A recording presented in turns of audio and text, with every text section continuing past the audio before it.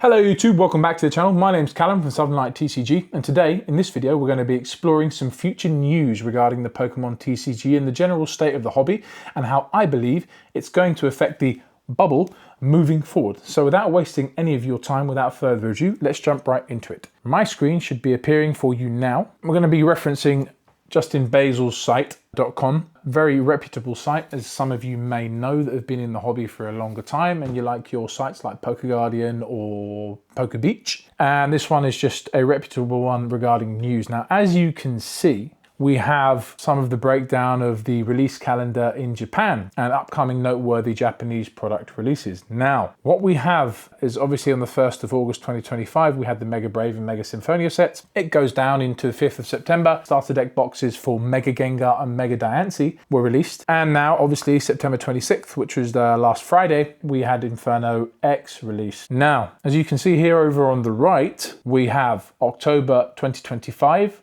Ninja Spinner, we have November 2025 Storm Emerald, and we have December 2025 Mega Dream EX, which I assume is going to be the special or high class set. It's an assumption, not confirmed. And then obviously January 2026, we have something called Abyssal Eye. Now, this is interesting news. First time I've come across it and seen it discussed anyway. Keep in mind, I have 5 children, a full-time job, so now and then I find out a little bit later than I would like to, but regardless, the next set that's supposed to be releasing in October is Ninja Spinner. Now, I assume that, just keep in mind, by the way, that these names obviously haven't been confirmed, as you can see at the bottom here, with the one that's marked with the little X. This product and or release date has not been confirmed and is pure speculation based on what we know at this moment. Obviously, we can confirm that the Mega Gengar, Mega Diancie starter decks and the Inferno X have been confirmed names and have been released. What we cannot confirm is October 2025, which is literally right around the corner. It's the 29th, the day I'm filming this video, of September 2025. And we have something called Ninja Spinner, which I assume is going to be a reference to a Greninja set. Assumption, I don't know any other Pokemon that have Ninja Spinners. Nope, definitely not. So regardless, I imagine that this is going to be some kind of starter deck box, even though it doesn't say that would be related to Greninja. One can see why I'm speculating that. Moving on from there, we have Storm Emerald, which would make sense that it would be something to do with maybe some of the Tornadus or Thunderous, because when we're looking at a Storm Emerald is obviously a clear reference to Rayquaza. If it is, that's interesting, and that's going to be another boom, right, isn't it? So we've got 2 massively popular Pokemon, speculative, albeit, in Greninja and then a Rayquaza set. You can imagine where that's going to go. And then we're going to move into the high class set Mega Dream EX, which I assume is going to be revolving around, because we've had the starter decks Gengar and Diancie, specifically the Mega forms of those Pokemon. If we get a Mega Gengar SAR, in English SIR, that's going to go crazy. If we get any of the Megas, whether it be Greninja, obviously with Greninja we don't have a specific Mega until recently announced. We also have the Ash Greninja, don't we? So that could be a possible card. Mega Diancie isn't as popular as those 2 Pokemon, but it does have its niche fan base. I actually know a specific fan of Diancie in Gibraltar, so it's not unheard of. And then Abyssal Eye. God knows what that may be, but my gut's telling me Giratina / possibly unknown. I don't know. Every Pokemon, well, most Pokemon have eyes. When it comes to Giratina, again, a super popular card. We've had the Giratina from Lost Origins or Lost Abyss, which is very popular, the alternate art, the V card. We know where that went and where it's still going up. So how do I see this affecting the hobby in general? 1, everyone's wallet's in trouble, as we know. 2, I do not see this bubble, and when I say bubble, I mean what certain people in the hobby will refer to the general state of where it is at the moment, in that things are going so crazy in price and they keep going up. We do see dips here and there in certain things. For example, when a new set releases Inferno X, you'll see it spike and then it will go down in the coming weeks, followed by a possible growth, especially in relation to a set that has Charizard in it, and we all know where that goes. I'm not a Charizard fanboy. I do not follow the hype. I wish other Pokemon got the love. Trust me, I'm one of those people. However, we cannot deny that if there is a Charizard on a set, a lot of people are going to push that set. It just makes sense. It's one of the most popular Pokemon in the entire franchise, if not the most popular Pokemon in the entire franchise. So let's just call it what it is. Going back to the general bubble, I really don't see the bubble bursting, so to speak, at least not anytime soon, because just judging the names of those sets and the Pokemon that could be reasonably assumed to be in those sets, they're all fan favorites. They're all going to be very popular. The artwork just keeps getting better and better and better. If they keep getting guys like Shinji Kanda in there to make these amazing cards like he recently did with the Oricorio. I mean, imagine an Oricorio style card of a very popular Pokemon like Rayquaza. That's just going to go insane.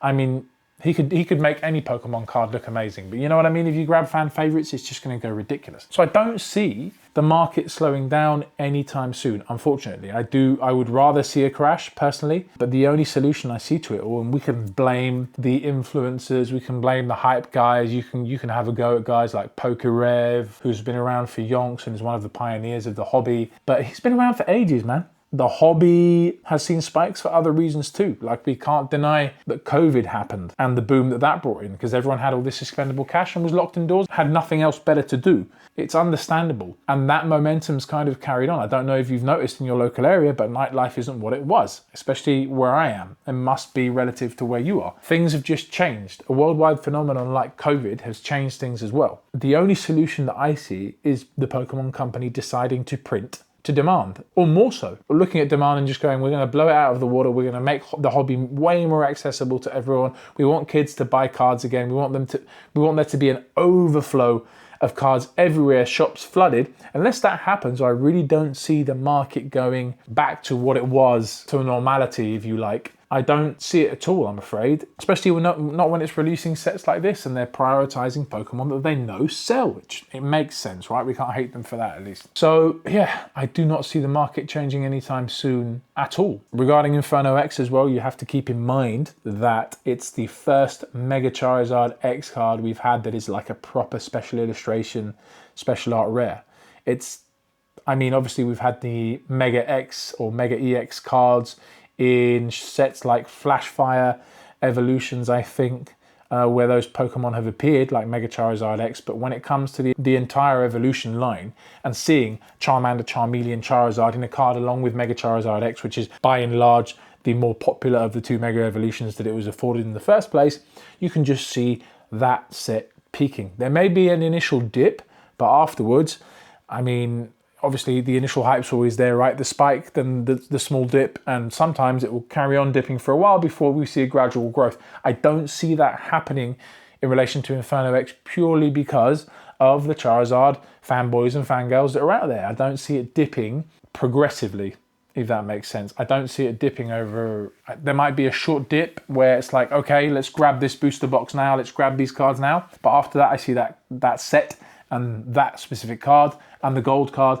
going up and up and up and up purely because of what it is and what it represents. Do you know what I mean? I don't see things changing in that sense at all. And if I am right, and the sets that we can see named there before, like Ninja Spinner, and it's a Greninja, and you get a Greninja SIR, and you get a Mega Greninja SIR, and maybe an Ash. I mean, that would be, imagine an Ash Greninja card.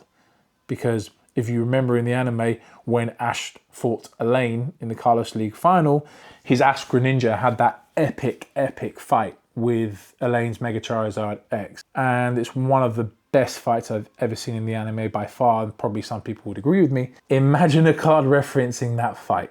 I know the TCG doesn't really make direct references to the anime in generally speaking. Obviously some characters make an appearance, obviously. Like recently we had Dawn in Inferno X. However, they don't make references to like specific scenes. Obviously we've seen Chinese do that with Gen Pack Volume 1, where they've made direct reference to some of the anime scenes. But generally speaking, and I mean Horizons, we don't see that. But can you imagine them making an SIR or SAR for those Jap fans with Mega Charizard X fighting Ash Greninja, or just Ash and Mega Greninja going through the process of that kind of fusion that they do? That would be insanity. That you could see that set going wild if it's confirmed to be a set. And then moving from there, Storm Emerald or Emerald Storm. I mean, come on, it's going to be Rayquaza, right? Imagine them putting in the black Rayquaza over in Chinese, and they do a Gen Pack Volume 4 and they put in the black Rayquaza in there. Imagine them putting it in just the English or the Japanese versions of that card. The possibilities are endless. Imagine a Mega Rayquaza SIR card flying through the cosmos or fighting Deoxys or something. I don't know, something crazy. That would be insane again. And God knows what other cards they might kind of dream up in there. And then you've got Mega Dream, which I'm expecting that Mega Gengar card to be epic. I don't see it slowing down. No, Abyssal Eye straight away in January. I mean, what's that going to be? So yeah, I do not see the market slowing down at all, I'm afraid. Not anytime soon, not in the next few years. And unless they go, when we go into the next era of Pokemon Gen 10 and it's an absolute flop and they bring out like a full year of like, I don't know, X and Y generation break sets that no one liked, or like a Steam Siege or something like that no one liked at the time, then I don't see things slowing down. So yeah, that's my 10 pence worth. Anyway, stay towards the end of the video. Thank you very much. Remember to go on to my online store, southernlight.store, buy my stuff, follow me on Instagram, follow me everywhere. I'm going to try and be more consistent with the videos in general, try and see you guys a lot more soon, and try and get some more collector file episodes in there where we're interviewing and giving power back to the people. So until next time, I'm Callum from Southern Light TCG. See you soon, guys. Peace out.